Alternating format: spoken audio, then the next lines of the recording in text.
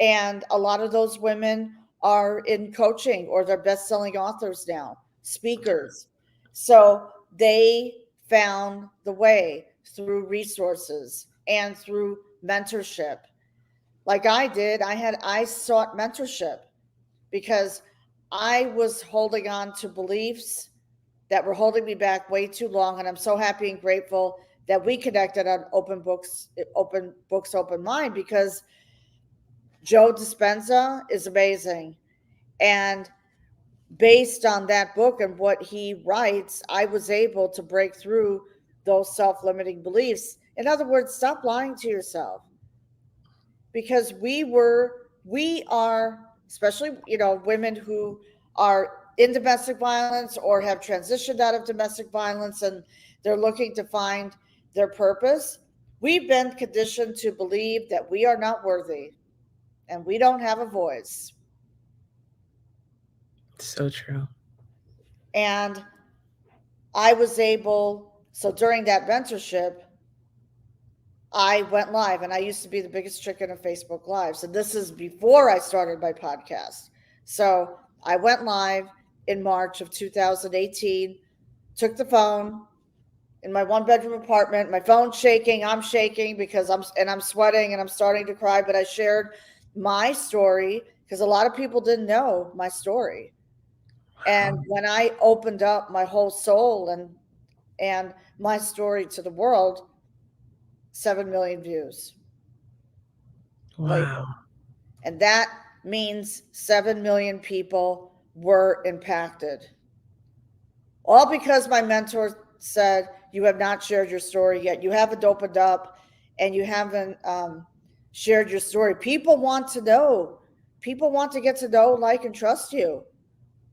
They want to get to know who is Angeline, who is, because she wants to do this. She has a vision for starting a podcast to break the silence on domestic violence. And so he said go live, so I did. And I went, it was 7 million views later, and that opened up a whole new world for me. And when you do that, when you open your, that's, talk about breaking through, talk about a breakthrough. And breaking through, that was a self-limiting belief that was holding me back, because as I was growing up and raised, we were, especially the women, shh, be quiet, don't tell anybody. Doesn't work that way.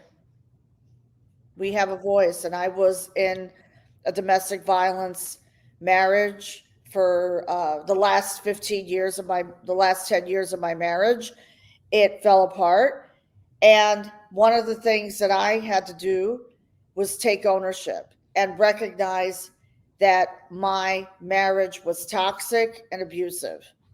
So that's the first thing I had to do, recognize that. Mm-hmm. And this goes back to 2010. In May of 2010, I woke up, I had an awakening. I and woke up out of bed and I said, you know what? That's it. What good is the money if I'm miserable? So I drove to Poughkeepsie, New York. I hired an attorney and I wrote out a check for $5,000. And I had to borrow that money. Wow.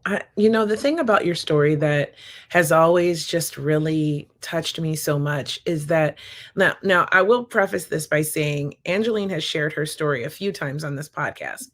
The episodes are on YouTube. You can just go through and find Angeline. She appears. If you love her today, go and watch all of the episodes. I think it's like 5 or 6 now that she's Yes. appeared. And Yes. we did a little thing on Instagram. We did a little bit part of a book that we Yes. did until our schedules got too busy. Well, maybe we'll pick that book up, but it was about verbal abuse. You can find that on the Hot Topics Live Instagram page. And those of you on Instagram watching, you can look there and you'll find it in the history. Like scroll down. But she's there. She's here, and she shared her podcast, or she shared her story, and on this podcast, and it's just such a powerful story of overcoming abuse, because I will never forget it, certainly, because I always think about how you were in this marriage and there was not just domestic it's not just physical violence that was Mhm. happening to you, but it was financial abuse, and it was emotional and mental abuse. These are all types of abuse and it's all about power and control. That's what abuse is about, and manipulation, right? Which is Yes. all part of maintaining dominance and control. Basically it's a power imbalance, and someone is trying to perpetuate that.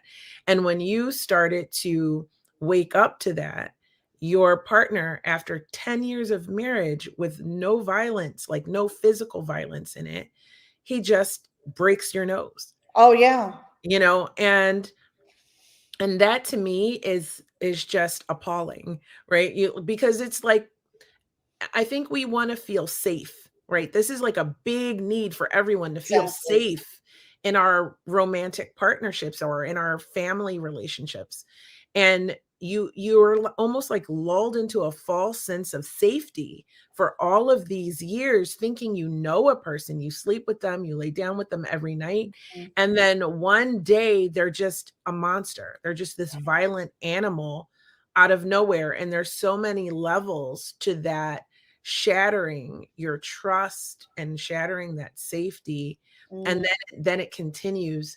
So I'm just so um just touched and moved by how much strength it took for you to borrow that money, to get out of there, and to decide no more, you Mhm. know. It's just so incredible. I think you're such an inspiration. Thank And it, because I know how hard it is to do. It's hard to get out of your comfort zone. It's you. Oh, it hard is. to walk away from everything you know. It's hard to do that, and these women and men that have to run away from these relationships sometimes have to live in a shelter. I know you had to, you had to stay with people. People had to help you. You needed a Right, support exactly. system. I was living, I called the gypsy life for Hmm. 1 year, staying in people's houses, motel rooms. I mean, it was, and I basically had no place to live. So I am grateful that I had friends at that time to help me carry through. Some of them had to pay for my hotel room or my, motel room so I could be away from the abuser because I spoke up and I spoke up to the authorities, to the New York State Police, to the local sheriff's office. And I spoke up and I said, I cannot live like this. And they did not disagree with me.